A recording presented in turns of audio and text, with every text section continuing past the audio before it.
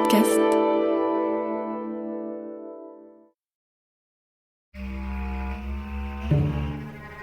Affaire Omar Haddad,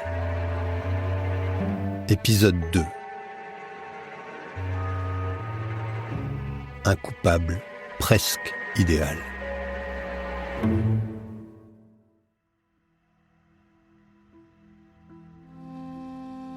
Le 25 juin 1991, le lendemain de la découverte du corps de Ghislaine Marchal, Omar Haddad est interpellé chez ses beaux-parents et placé en garde à vue.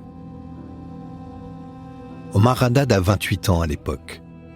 Il est grand, il a un visage émacié, une épaisse chevelure noire, une moustache soignée et porte une chemisette rayée, impeccable. Ce jeune Marocain arrivé en France en 1985 vit dans un quartier populaire de Toulon, avec sa femme Latifa et leurs 2 enfants, dont le dernier n'a que quelques mois. Il est jardinier et enchaîne les petits contrats, surtout dans les propriétés cossues de la Côte d'Azur. Omar est décrit par ses employeurs comme discret, ponctuel, serviable et travailleur. Ces mots reviennent souvent dans leur bouche. Un homme simple. La garde à vue est éprouvante. Omar est illettré. Il ne lit ni le français ni l'arabe. Son français est approximatif. Avec les gendarmes, ils ne se comprennent pas et aucun interprète n'est appelé pour traduire les échanges. Il clame son innocence et les enquêteurs n'ont pas grand-chose pour le faire avouer. Ni arme du crime, ni empreinte, ni témoin. Pourtant, le 26 juin au soir, après 48 heures de garde à vue, Omar est présenté à la juge d'instruction Sylvaine Arfinango. L'entretien dure plusieurs heures et Omar est seul pour répondre aux salves de questions. C'est l'impasse. Cette fois encore, les choses vont très vite. Le lendemain, le 27 juin, il est officiellement mis en examen pour homicide volontaire et écroué à la maison d'arrêt de Grasse. Pendant les mois qui suivent, l'instruction continue, mais après 6 mois, force est de constater qu'elle patine. Les gendarmes s'en remettent à la science. Le 19 décembre 1991, le journal de 13h de France 2 rend compte des résultats des analyses scientifiques, détaillés par les 2 avocats d'Omar Haddad, maître Baudou et maître Girard, du barreau de Nice. Les laboratoires diront que la phrase sur le mur a bien été écrite par Madame Marchal. Mais des analyses génétiques plus fines vont jeter un trouble sur la culpabilité d'Omar. Les analyses ont révélé qu'il n'y avait aucune trace d'Omar Haddad sur Madame Marchal ou dans la chaufferie, ni aucune trace de la chaufferie ou de Madame Marchal sur Omar Haddad. L'énigme est totale, d'autant plus qu'un nouvel élément vient encore troubler l'enquête. Madame Marchal n'était plus apparue depuis le 23 juin vers 11h45. C'est cette date qu'ont toujours retenu les enquêteurs pour situer la mort de Ghislaine Marchal. Mais un nouveau rapport d'expertise, pas encore versé au dossier, situerait sa mort au 24 juin et non au 23. Désormais, un élément figure dans le dossier permettant de penser que le décès remonterait au 24 juin 1991 entre 12h et 14h. Or, le 24 juin 1991, Omar Haddad était à Toulon et ne peut donc être le meurtrier de Madame Marchal. Erreur d'écriture ou véritable disculpation d'Omar Haddad, le mystère Marchal s'épaissit un peu plus de jour en jour.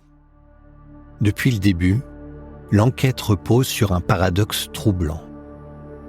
La victime semble avoir désigné son agresseur, pourtant, aucun élément de preuve ne vient confirmer ce que dit l'inscription. C'est d'ailleurs ce constat qui pousse les avocats à riposter face au rapport d'expertise des enquêteurs. En avril 1993, la chambre d'accusation de la Cour d'appel d'Aix-en-Provence doit se prononcer sur le renvoi d'Omar Haddad devant les assises. À cette occasion, le journaliste Dominique Verdeillan se rend sur place pour un reportage diffusé au journal de 20h de France 2. Il y revient notamment sur l'alibi d'Omar Haddad pour le 24 juin, jour où le crime pourrait avoir été commis. Le père d'Omer Haddad suit de très près toute la procédure concernant le dossier de son fils. Il sait que le réquisitoire est accablant. Des juges d'Aix, il attend un non-lieu, à la limite un complément d'information, mais sûrement pas un renvoi devant les assises. Certes, c'est bien Ghislaine Marchal qui a écrit « Omar m'a tué, OR ». Mais pourquoi cette faute de la part d'une cruciverbiste mise en scène, avance la défense, pour qui l'accusation s'est contentée de cette signature posthume. Toute l'information a été dirigée vers la démonstration de la culpabilité d'un suspect à l'exclusion de l'exploitation de toute autre piste, ce qui n'est pas le garant d'une bonne administration de la justice. Seulement pour l'accusation, Omar n'a pas d'alibi. Le jardinier dit s'être rendu à vélomoteur dans une boulangerie près de Mougins, mais personne ici ne s'en souvient. Dans le hall de son immeuble, il dit avoir aperçu quelqu'un. Certes, ce dernier y était, mais il n'a pas vu Omar. Enfin, si Omar a bien téléphoné de cette cabine, pour l'accusation, ce timing serré lui aurait quand même permis de commettre le crime. Et pour la partie civile, il n'y a guère de place pour le doute suggéré par la défense. L'agitation de la défense depuis le début de l'information jusqu'à aujourd'hui n'a pas fait en sorte que les charges qui pèsent sur Omar Haddad soient anéanties. Alors nous attendons maintenant une seule chose, c'est que la cour d'assises transforme ces charges en preuves. Omar Haddad déclare donc être chez lui, à Toulon, le 24 juin 1991. Mais son alibi n'est pas vérifiable. Le doute subsiste. Et pour l'accusation, le flou devient bientôt un aveu de culpabilité. Mais les enquêteurs se heurtent à un autre problème de taille. La crémation de Madame Marchal, qui rend impossible toute contre-expertise sur le corps de la victime.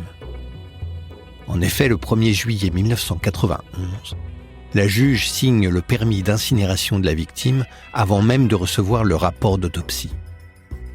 Pour la défense, c'est une décision hâtive.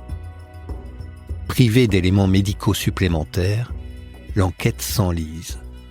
Et les avocats de la partie civile, eux, peinent toujours à établir des preuves formelles.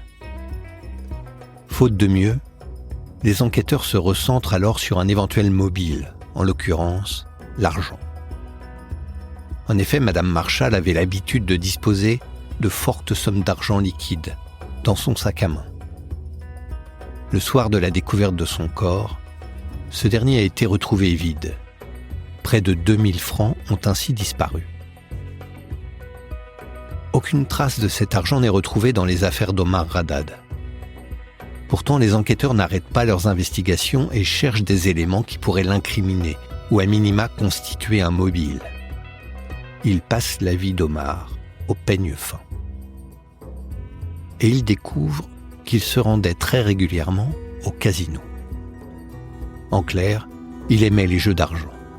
Et pour financer cette activité onéreuse, il demandait régulièrement des avances à ses employeurs, parfois de manière insistante.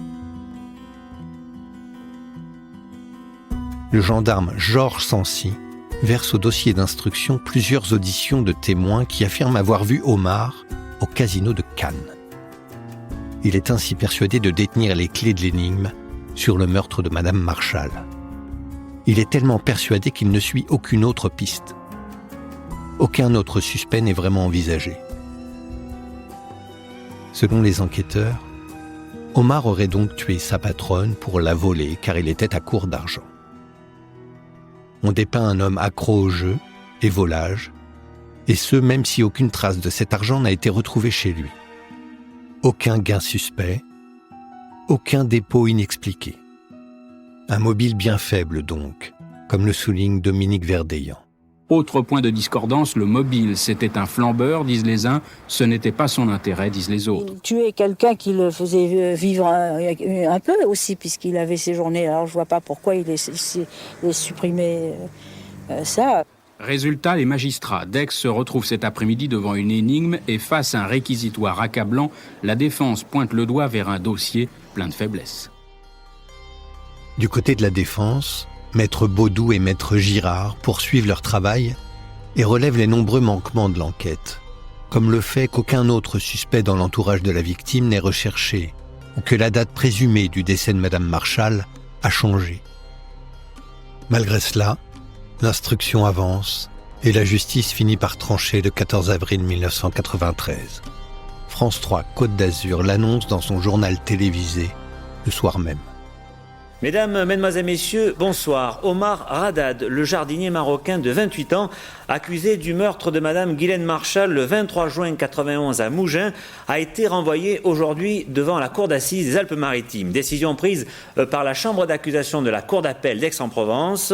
Le jardinier marocain, arrêté 48 heures après la découverte du crime, a toujours crié son innocence. L'accusation a mis en évidence son goût du jeu et son besoin d'argent. Mais pour les avocats de la défense, ce renvoi devant les assises est aberrant. Ils remettent clairement en cause les conditions de l'enquête.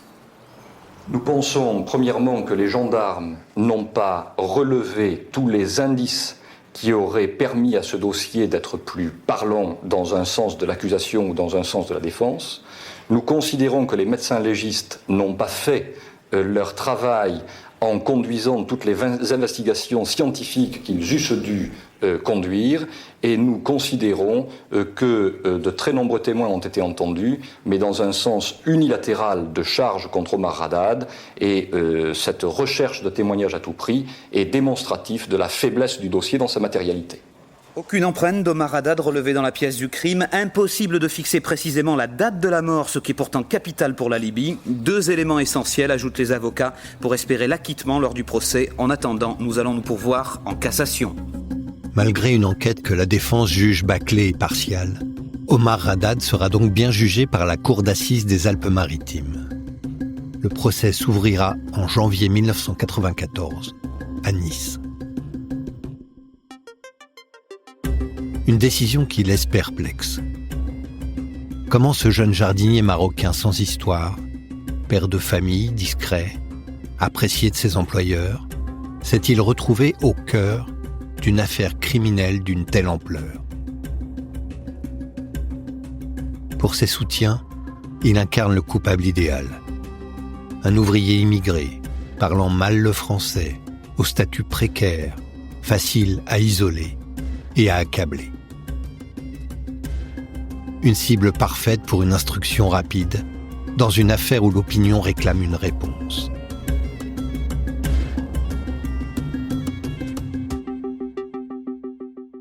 Dans le prochain épisode, nous vous raconterons à travers les billets des chroniqueurs judiciaires l'ouverture du procès à Nice, marquée par l'entrée fracassante de Maître Jacques Vergès, l'un des avocats les plus célèbres et controversés de France.